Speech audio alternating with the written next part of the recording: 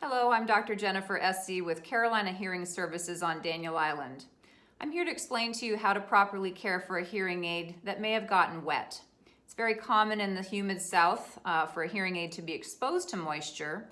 That's not a problem, but they should not become saturated or soaking wet.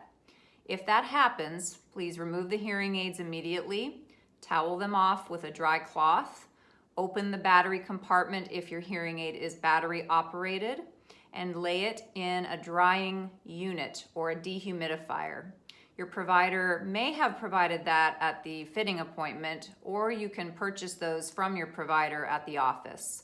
In our case, they're very inexpensive rather. They're around $15 for a portable version. This desiccant usually within a few hours will absorb any moisture that may have gotten inside the hearing aid. If your hearing aid still does not come back to life after the drying procedure is done, please call us for an appointment and we'd be happy to assist you. 843-971-4199.